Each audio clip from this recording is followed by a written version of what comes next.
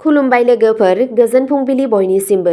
नोंथांमोनखौ गोदान भिडिअ'आव आरो फिन खेबसेबाव बयखौबो बरायनाय बावहरग्रोनाय जाबाय।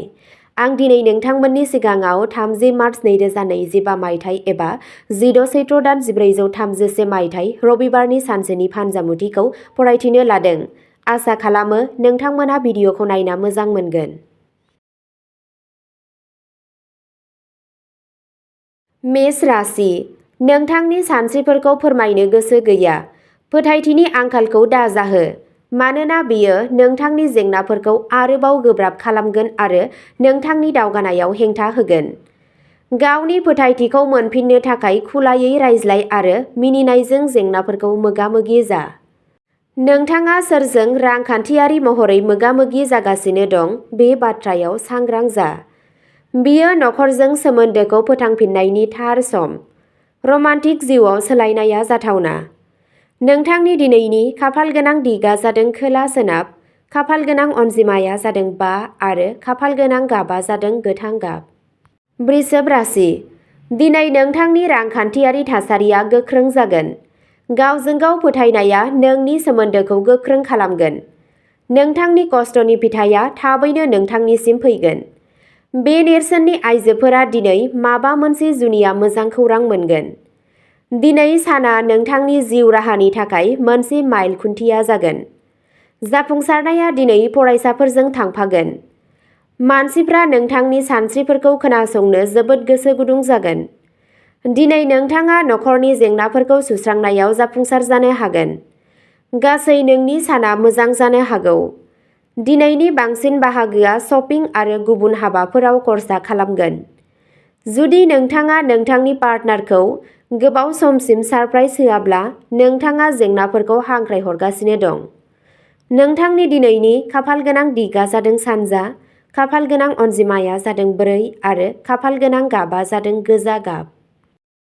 मिथुन राशि, दिनैनि साना मोनसे गोसोआरि सान जागोन। थालांनाय खामानि, दावराव-दावसि आरो जेंनाफोरखौ सुस्रांनाय जागोन। फालांगिया बांगोन। जायगा सोलायनायनि मोनसे जाथावना दं। राङारि थासारियाव जौगानायनि नेरसोनफोर दं। सावस्रि बिथिङाव खालामनाय नाजानायफोरा जाफुंसार जानो हागौ। जिउराहायारि बिथिङाव नोंथाङा जाय थांखिनि थाखाय नाजागासिनो दं बेयाव एसे गोबाव सम लानो हागौ। सावस्रिया मोजां जागोन आरो नोंथाङा गावखौ नोंथांनि सिंनि मोनदांथिफोर आरो सानथौफोरखौ फोरमायनो हानाय थासारियाव मोननो हागौ। नखरनि सोद्रोमाफोर एबा जिउ लोगोरिया नारसिनथायनि जाहोन जानो हागौ। नोंथांनि गोरलै आरो मोजां मोनग्रा आखुआ नोंथांखौ नोंथांनि गोरोन्थिफोरनि थाखाय निमाहा मोननायाव मदद होगोन। नोंथांनि दिनैनि खाफालगोनां दिगआ जादों खोला-सानजा, खाफालगोनां अनजिमाया जादों 1 आरो खाफालगोनां गाबआ जादों गुफुर गाब। कर्क राशि, इयुननि बिमाफोरा सावस्रिनि सोमोन्दै एसे सांग्रां जानांगोन। रां आर्जिनायनि गोदान खाबुफोरा मुलाम्फा मोनगोन। नखरनि खामानिफोरा मेंनो रोङै जागोन आरो गोसोआरि नारसिनथायबो जाहोनो हागौ। बेयो जानो हागौ दि बेयो नोंथांनि रमान्टिक जिउनि बयनिख्रुइबो जुजिनो गोनां सम जागोन, जाय नोंथांनि गोसोखौ आबुङै सिफायनो हागौ। नोंथाङा हाबनाय जायखिजाया बादायलायनायाव नोंथांनि बादायलु आखुआ नोंथांखौ देरहानायाव मदद होगोन। नोंथांनि जिउनि गासैबो जेंनाफोरखौ नेवसिनानै नोंनि पार्टनारआ नोंथांजों गसंफागोन। दिनैनि साना थारैनो पार्टिनि थाखाय मोनसे मोजां सान। बेयाव जेबो सन्देह गैया। बबेखानि सासेया जेब्लाबो जायखिजाया मुवायाव बांद्राय जानायनिफ्राय गोजानाव थानांगौ, नङाब्ला सावस्रिया गाज्रि जानायनि खैफोद थायो।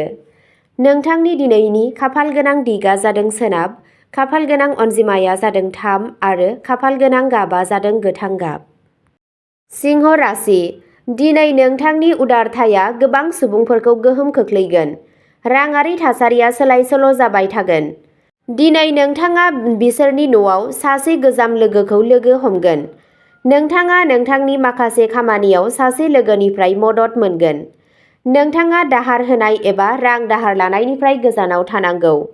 दिनै नोंथाङा सोमोन्दोनि गोथौथिखौ बुजिनो नाजागोन। नोंथाङा गथ'फोरजों रंजालु बुब्लिफोर बारहोगोन। दिनै गारि सालायनाय समाव नोंथाङा सांग्रां जानांगौ। गोदानै हाबा जानाय जराफोरा दिनै बबेहायबा बायजोआव थांनो सानथांखि लागोन।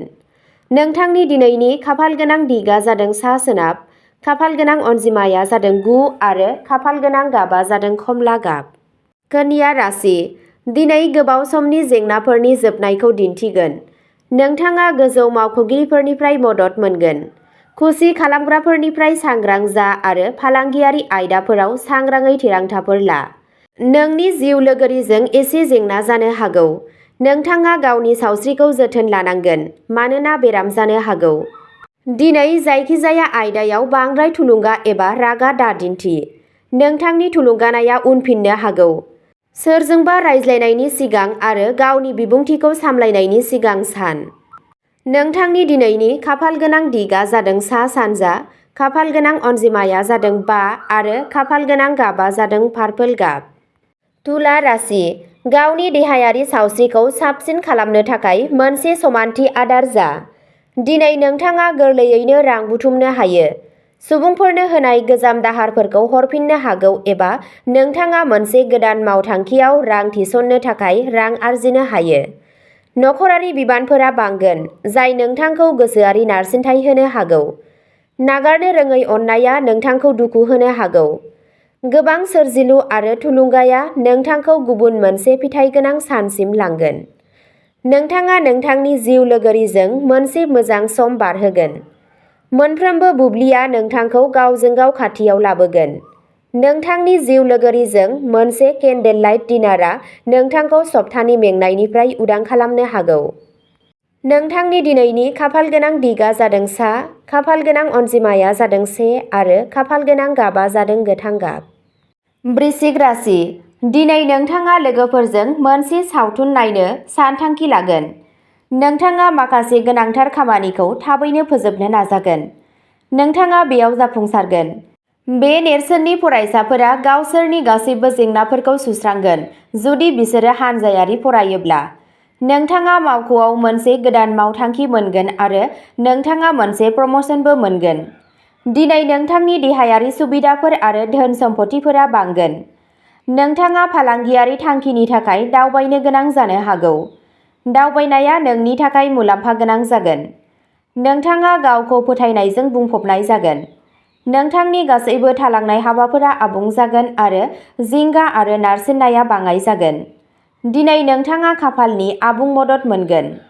नोंथांनि दिनैनि खाफालगोनां दिगा जादों खोला, खाफालगोनां अनजिमाया जादों 9 आरो खाफालगोनां गाबा जादों रेजें गोथां। धनु राशि, दिनै नोंथाङा मोनफ्रोमबो खामानिखौ गोख्रों गोसो आरो फोथायनायजों मावगोन। दावबायनाय जानो हागौ। गावखौ फोथायनाय आरो मान होनाया बांगोन। खामानिनि सोमोन्दै दिनै नोंथाङा सासे देरसिन मावख'गिरिजों सोमोन्दो लाखिगोन। गावनि बिमा-बिफा आरो खुरमा बाहागिफोरजों नोंथांनि खाथिया थागोन। नोंथांनि गोसोआ सिरि आरो रंजालु जागोन। आयनि गोदान फुंखाफोरा जौगानो हागौ। दिनै नोंथांनि फालांगिनि जौगानायनि इसारा दं। नोंथाङा सोरबा आंगोखौ लोगो हमनो हागौ। दिनै साननानै आगान लानाया गोनां, जेराव बिखानिख्रुइ गोसोखौ बांसिन बाहायनांगौ। बे साना गुबुन सानफोरजों रुजुनायाव गावनि जिउ लोगोरिजों बारहोनाया साबसिन जागोन। नोंथांनि दिनैनि खाफालगोनां दिगा जादों सा, खाफालगोनां अनजिमाया जादों 3 आरो खाफालगोनां गाबा जादों गोमो गाब। मकर राशि, नोंथाङा गोसोआरि महरै दिदोम मोननाय नङा, बेनिखायनो नोंथाङा माबोरै आखु दिन्थियो आरो गुबुननि सिगाङाव रायज्लायो बे बाथ्राखौ गोसोआव लाखि। गावनि बिमा-बिफानि मददजों नोंथाङा रांखान्थियारि जेंनानिफ्राय उदां जानायाव जाफुंसार जागोन।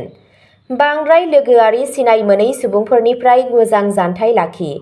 गोसोआरि दावराव-दावसिया नोंथांखौ जेंनायाव खोख्लैनो हागौ। दावबायनाय आरो सोलोंथाइजों सोमोन्दो गोनां हाबाफारिफोरा नोंथांनि सांग्रांथिखौ बांहोगोन। नोंथांनि जिउ लोगोरिजों बाथ्रा दान्थेलायनायनि गोबां जाथावना दं। खुलायै रोजाबनाय आरो गोसोजों मोसानाया नोंथांखौ सप्तानि मेंनाय आरो नारसिनथायनिफ्राय उदां खालामनो हागौ। नोंथांनि दिनैनि खाफालगोनां दिगा जादों सोनाब, खाफालगोनां अनजिमाया जादों 1 आरो खाफालगोनां गाबा जादों गोथां गाब। कुम्भ राशि, दिनै नोंथांनि गोसोआ समाजारि हाबानि फारसे थांगोन। सोलोंथाइनि आयदाजों सोमोन्दो थानाय फरायसाफोरा साबसिन फिथाय मोनगोन। बेजों लोगोसे जाय फरायसाफोरा गुबुन नोगोराव सोलोंथाइ लानो लुबैयो बिसोरनि थाखाय दिनैनि साना मोनसे मोजां सान। बिसोरो गावसोरनि फरायनायाव फालांगिरिफोरनिफ्राय आबुं हेफाजाब मोनगोन। नोंथाङा सानसे गोहो मोनगोन। नोंथाङा मोनसे धोरोमारि हाबाफारियाव बाहागो लानो खाबु मोनगोन। नोंथाङा नोंथांनि रांखान्थियारि थासारिखौ गोथौवै सानगोन आरो राजखान्थियाव लोब्बा थानाय सुबुंफोरा दिनै दावगालांनो सनानि खाबु मोनगोन। नोंथांनि दिनैनि खाफालगोनां दिगआ जादों खोला सानजा, खाफालगोनां अनजिमाया जादों 9 आरो खाफालगोनां गाबा जादों गोमो गाब। मीन राशि, आथिखालाव गावजों गाव सोमोन्दोनि थाखाय खरसाया बांनो हागौ। आइजोफोरजों बेले-बेजेनि जाथावना दं। नोंथाङा नोंथांनि नखरारि जिउआव मोनसे गोजोन आबहावा नुगोन। बांद्राय खामानिनि थाखाय नोंथांनि सानफ्रोमबोनि रुटिनआ मुखुब जागोन। नोंथाङा थारैनो मोजां फिथाय मोनगोन। राङारि मुलाम्फानि इसारा दं, नाथाय नोंथांनि खरसाया बांनायखौबो नुनो मोनो। दिनै नोंथाङा नोंथांनि जिउनिफ्राय गोबां सोलोंगोन। जुदि मानसिफ्रा नोंथांनि खाथियाव जेंनाफोर लाना फैयो, अब्ला बेफोरखौ नेवसि आरो बिसोरखौ नोंथांनि गोसोआरि गोजोनखौ जेबो हेंथा होनो नाङा। खुसिनि थाखाय गोदान सोमोन्दोखौ नेनानै था। नोंथांनि दिनैनि खाफालगोनां दिगआ जादों सोनाब, खाफालगोनां अनजिमाया जादों 1 आरो खाफालगोनां गाबा जादों खमला गाब। अब्ला दिनैनि राशि फरायथिनाया एसेनोसै। नोंथांमोनहा बेबादिनो सानफ्रोमबोनि फानजामुथिखौ मिथिनो थाखाय चेनेलखौ साबस्क्राइब खालामनानै लादो आरो भिडिअखौ मोजां मोनदोंब्ला अन्नानै लाइक, शेयार आरो कमेन्टबो खालामनानै होलांब्लानो जाबाय। गोजोन्थों।